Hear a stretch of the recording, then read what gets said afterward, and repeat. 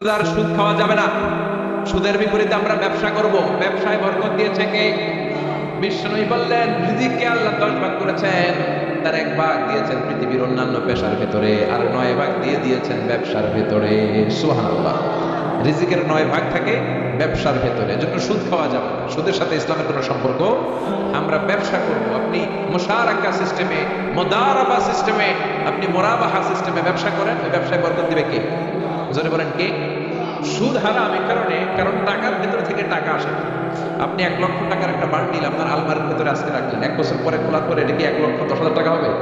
1,05,000, 1,02,000, 1,10 টাকা, 1,05 টাকা, 1,01 টাকা, 1 টাকা বাড়বে না। কত থাকবে? 1 লাখই থাকবে। কারণ টাকার ভেতর থেকে টাকা আসে না। টাকার ভেতর থেকে টাকা আসে যখন ওই টাকার সাথে শ্রম যুক্ত হয়, যখন টাকার সাথে কষ্ট যুক্ত হয়, যখন টাকার সাথে মেধা যুক্ত হয়, ঠিক কিনা? তো আপনি টাকা দিয়ে কেমন করে টাকার ভেতর থেকে টাকা নেন? এটা হারাম। হয়তো আপনাকে ব্যবসায় অংশগ্রহণ করতে হবে, লাভ লস দুইটাতে অংশগ্রহণ করতে হবে, রিস্কও থাকবে। আপনি ব্যবসায় টাকা দিয়ে শুধু লাভ নিলেন, লস নিলেন না, এটাই সুদ, ঠিক কিনা?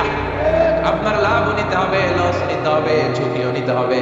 এইটার নাম হলো ব্যবসা। হয় আপনি ব্যবসা করবেন, তা না হলে আপনি কর্জে হাসানা দিবেন। কি দিবেন? কর্জে হাসানা দিলে ওই ব্যক্তির মর্যাদা বাড়িয়ে দেয় কে? চিল্লায় বলেন কে? 3 সিস্টেমে ব্যবসা করবেন। কয় সিস্টেমে? সবাই বলেন, আরো জোরে বলেন। 1 নাম্বার হচ্ছে মুশারাকা সিস্টেম। মুশারাকা, পার্টনারশিপ। আমি আপনি শেয়ার, 3-4 জন মিলে শেয়ার, আমার টাকা আপনার টাকা, আর দুজনে মিলে ব্যবসা করব। আমার যদি ধরেন 4 লক্ষ টাকা হয়, আপনার যদি 6 লক্ষ টাকা হয়, তাহলে যেই লাভ হবে তার 60% নেবেন আপনি, 40% নেব আমি। লসও যদি হয় 60% আপনার উপর, 40% আমার উপর। এই ব্যবসাকে বৈধ করেছে কে? আরো জোরে বলেন না। 2 নম্বরে হচ্ছে আল মুদারাবা।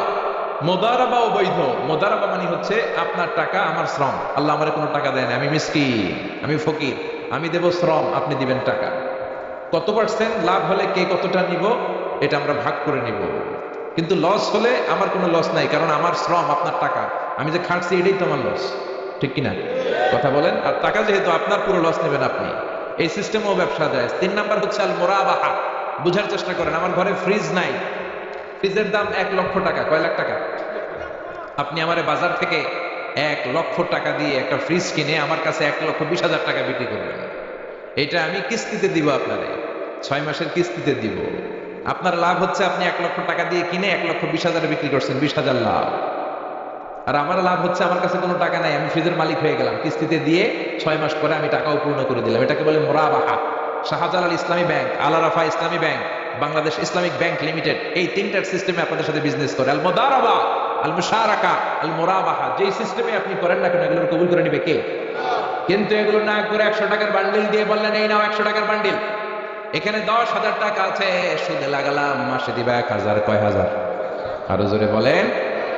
এখন মাস শেষে 1,000 দিতে পারে না, ওইটার উপর আবার বাড়তে শুরু করলো। আল্লাহ বলে লা তাকুলু আর রিবা আদাআফা মুদাআফা, খবরদার চক্রবৃদ্ধি হারে সুদ খেও না, মাহাজনী সুদ খেও না। কার কথা? মাহাজনী সুদ খাওয়া যাবে না, চক্রবৃদ্ধি হারে সুদ খাওয়া যাবে না। তাহলে ব্যাংকের সুদ খাওয়া তো যাবে না? ব্যাংকের সুদ খাওয়া যাবে না। ব্যাংকের সুদও হারাম, আর চক্রবৃদ্ধি হারে মাহাজনী সুদ, এটা অনেক ভয়ঙ্কর হারাম। গ্রামে গঞ্জে এরকম আছে না নাই? 10,000 টাকায় মাসে 1,000 টাকা সুদ। কথা কন, কথা কন, কথা কন। আছে। এখন দিতে পারে না, সুদ আবার বেড়ে যায়। এখন 2,000 হয়ে গেছে, এরপরের মাসেও দিতে পারে না, 3,000 হয়ে যায়। এরপরে কে আসলটা দেয়া লাগবে না, তুই সুদ চালা। কি চালা? সুদ চালাইতে চালাইতে বাড়ি নাই, ভিটা নাই, জমি নাই, টিউবওয়েল নাই, পরনের লুঙ্গিও নাই। আছে না নাই? এটার বলে মহাজনী সুদ, এটার বলে চক্রবৃদ্ধি হারে সুদ। এই সুদ খাওয়া যাবে না। এজন্য সুদ আপনি খেলে এই সুদের এই সম্পদের ভেতরে কোনো বরকত নাই, এটাকে ধ্বংস করে দিবে কে? চিল্লায় বলেন কে? এজন্য আপনি ব্যবসা করবেন। আল্লাহ বললেন না, আমি আল্লাহ ব্যবসাকে তোমাদের জন্য হালাল করলাম, সুদকে করলাম হারাম। এখন আমরা সুদ খাবো না ব্যবসা করবো? জোরে বলেন, সুদ না ব্যবসা? ব্যবসার সিস্টেম হচ্ছে আপনাকে লাভ লস দুইটাতে অংশগ্রহণ করতে হবে। আপনি যদি বলেন না আমি শুধু লাভ নিব, লস নিব না, এটা ব্যবসা হবে? এটা সুদ হবে। এটা কি হবে? চিল্লায় বলেন কি হবে? এরপর ইসলাম বলে লা মাইসার, কোনো জুয়া চুরি থাকবে না। বিজনেসের মধ্যে জুয়া চুরি নাই, মানে লটারি নাই। কিন্তু বাংলাদেশে লটারি সিস্টেম আছে না নাই? 10 টাকায় 40 লক্ষ টাকা আছে না নাই? এটা সরাসরি জুয়া চুরি, এটার সাথে ইসলামের কোনো সম্পর্ক। এর কারণ হচ্ছে আমরা 10 টাকা দিয়ে লটারি কিনি, পাই এরকম একটা কাগজ, এই লটারির একটা নাম্বার থাকে এখানে, ঠিক কিনা?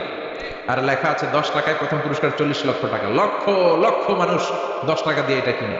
কিনার পর যেদিন ড্র হবে, রাফেল ড্র, একজন পায় 40 লাখ, আরেকজন পায় 30 লাখ, আরেকজন পায় 20 লাখ, আরেকজন 10 লাখ, পঞ্চম পুরস্কার পায় 1 লাখ, আর লক্ষ লক্ষ মানুষ এই কাগজ পানিতে ভিজায় খায়।